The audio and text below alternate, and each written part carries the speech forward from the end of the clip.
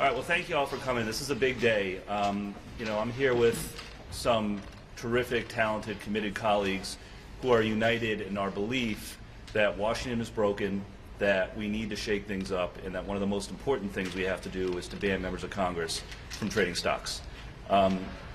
Everybody here knows why this is important, right? When members are making decisions for how to vote on a bill, we should be thinking about what's best for the American people, not what is best for our investment accounts.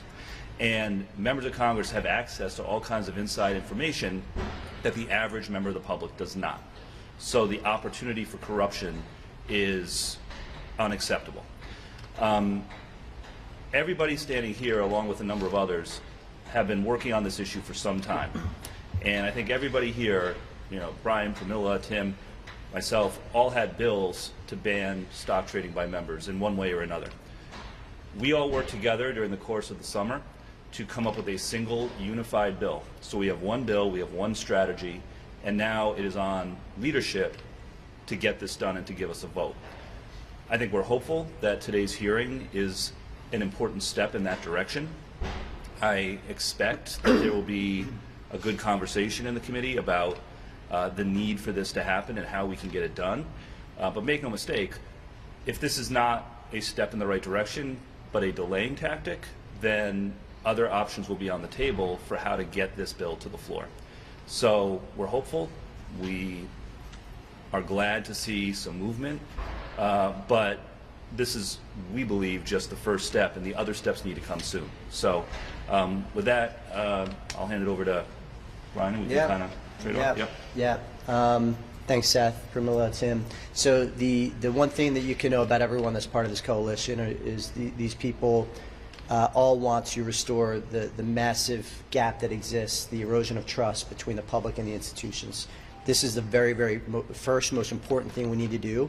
It's long overdue.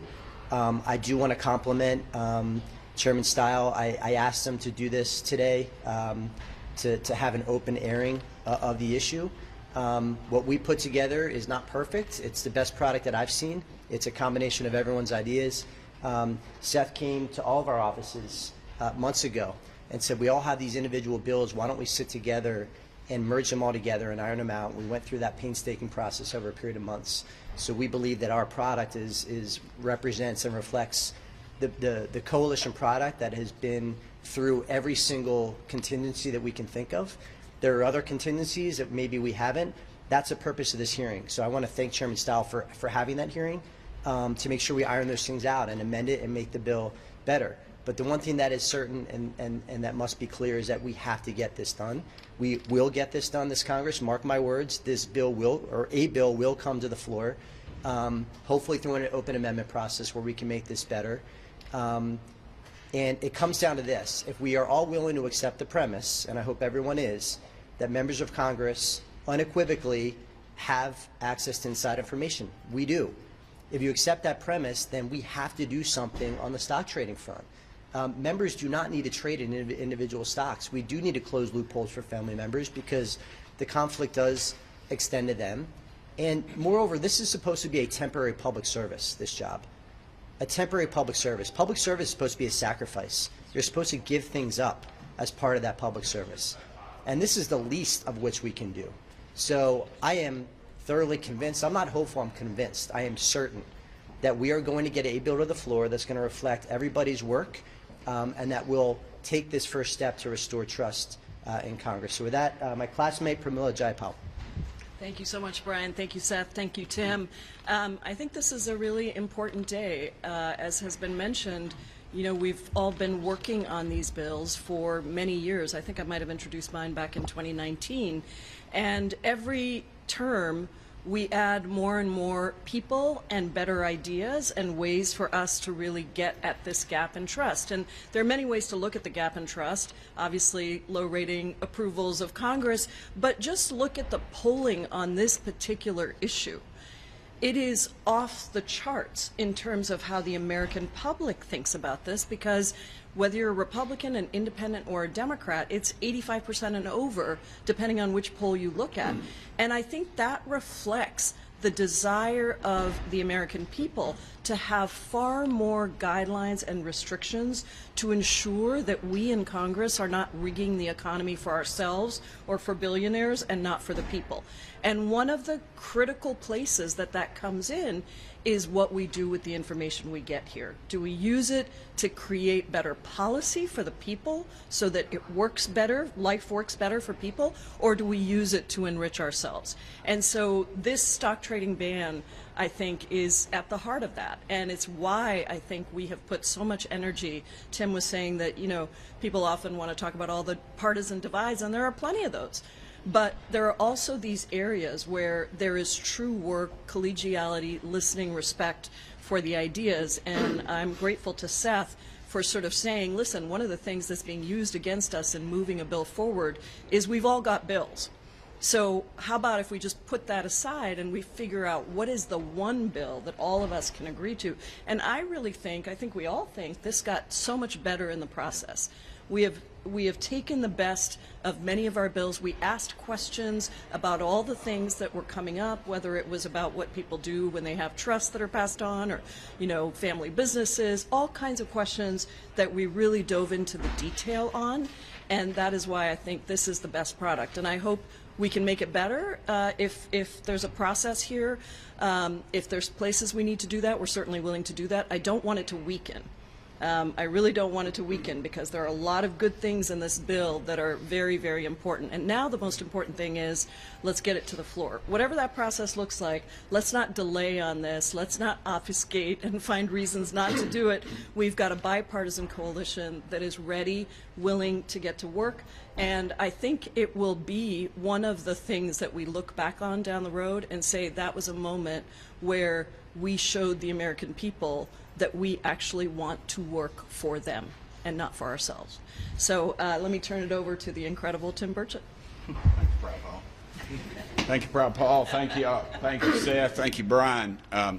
Somebody asked me if I was going to wear my jacket up there, and I said, to quote the immortal words of Henry Winkler when he played the Fonz, I always rumble in this jacket, because that's what we're up against. This is a fist fight, folks. Now, first, I guess I need to thank Chairman Stiles and the committee, the House Administration Committee, for taking this up, because I realize what we're up against. I mean, this is, you know, everybody talks about this place being a dadgum swamp. It's not a swamp. A swamp is something cool God created. It filters water. Animal life lives and flourishes around it. This is a sewer. This is created by man, and it needs to stop. We've, you know, for years Congress has been using hard-working American taxpayers' money to get rich. Dadgum, it's got to stop. America knows what the heck's going on. Everybody wants to knock Pelosi. Heck, she's not even in the top 10. Get on that Unusual Whales site. This is pathetic, folks. We all know what's going on. Congress knows what the hell's going on, and it needs to stop. This body has been enriching itself on the taxpayers' dime for too dadgum long, and it's got to stop. This place is crooked, and is as crooked as a dog's leg. That's an old East Tennessee saying, but it's the truth, and it needs to stop. America knows what's going on. We're in committee meetings. We hear things before y'all do. We can make those connections. When you see a member of this body making 400, 500, 600 trades a year, you know something's wrong. Everybody ought to do like I do. I got my buddy Tommy Seiler who invested in my mutual fund. I ended up having to cash it out because my daughter's going to school. I'm not a wealthy man. But look, this thing is broken, and it needs to be fixed. And this is the right avenue to do it. And I want to say something. I'm going to get these guys mad at me, but I really don't care, because they can't vote in my district. This thing ain't going to pass.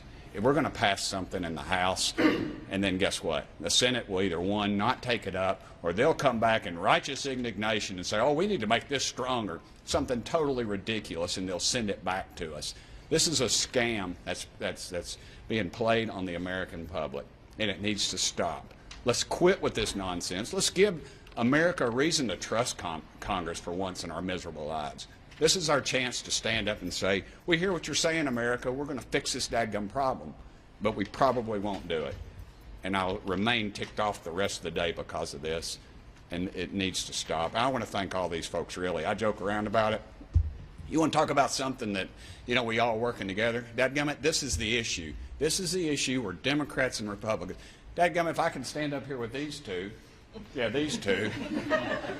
I mean, you know, people back in East Tennessee are going, what in the heck's Burchett doing sitting next to Paul, for goodness sakes? Well, I'm not going to beat her in her district, and she sure as heck ain't going to come down to East Tennessee and beat me. But this is an issue that America's united on. We ought to get behind this thing. You all in the press, it would make a hell of a lot of sense if y'all would put the pressure on Congress and make us do the right thing for once in our miserable lives. Thank y'all. Sorry I'm so jacked up. Any questions? Yeah, Brett Magaziner, you said you hope this isn't a delaying tactic. What did you mean by this? That? So the context we're operating under here is that 90% of the American public, in poll after poll after poll, wants this, is demanding this reform. And make no mistake, though, while we have bipartisan support for a stock trading ban, there is also bipartisan opposition. The difference is, while those of us who are for a ban are very vocal about our views, the opponents are quiet, right? They don't get in front of the cameras and say, no, we want to keep trading stocks, but they are in the ear of leadership on both parties, right? There are members in both parties who do not want this to happen, who are in the ear of leadership, who are trying to stop this from happening, right? And so I'm more of an optimist than Tim is. Like, I think we can get this done, this Congress. I hope that this is the beginning of a regular order process where, to Brian's point, you know, the bill can be perfected even more on its way to the floor in an eventual vote. But, you know, if this is an attempt to just placate us with a hearing, then that's obviously not going to be good enough. Maybe I'll just add to that and say that we've seen a lot over the years of how people can stop things from moving forward. And so I think what you need, and I think we have, is a really committed group of people who say, we're going to get it to the floor one way or another.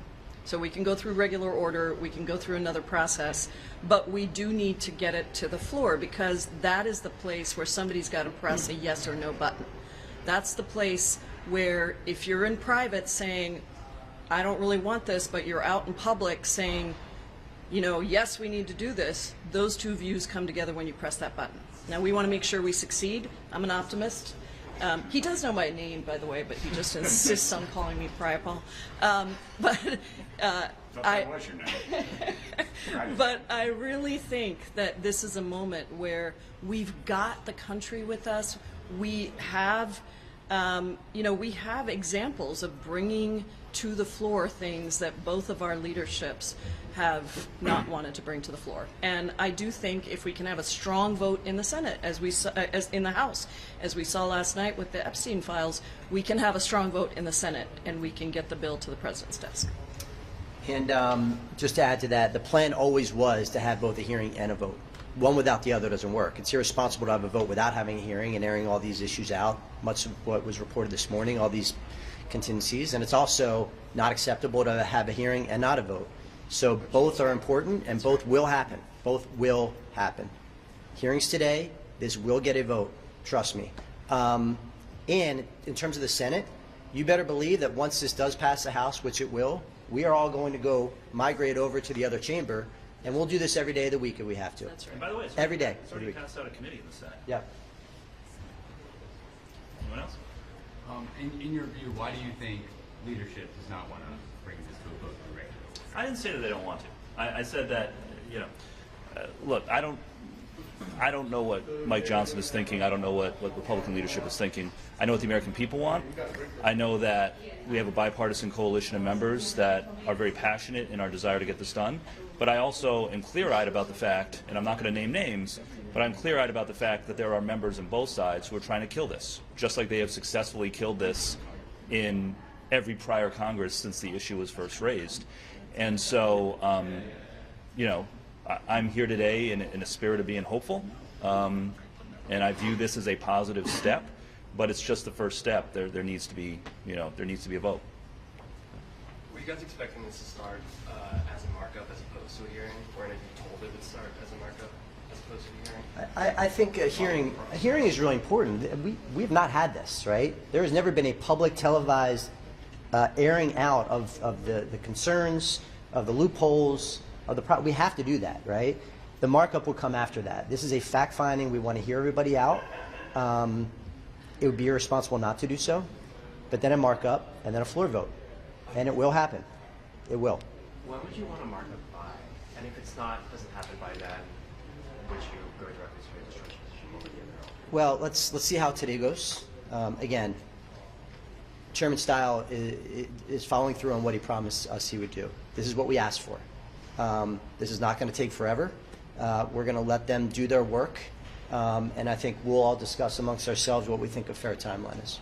And it's a gutsy move by them to do it, because obviously they're behind the scenes, as one of the members discussed earlier, that folks are backdoor. They're saying, we don't want this, but when it gets on the floor, they're going to be our biggest cheerleaders. So it's definitely a gutsy move to get it in the committee, and I salute the committee for their guts to do it, because this is, like we said, the hearing is the proper way to go. We need to air it out. Yeah, So I mean, y'all can keep talk in about mind, members' names are going to be mentioned in these hearings. You know, that's part of the fact finding is, okay, what members have done what in terms of trading, sometimes on a daily basis, not even on And a I'd daily encourage you basis. to go on the Unusual Whales website, top 100, and I've yet to make the top 100 yet.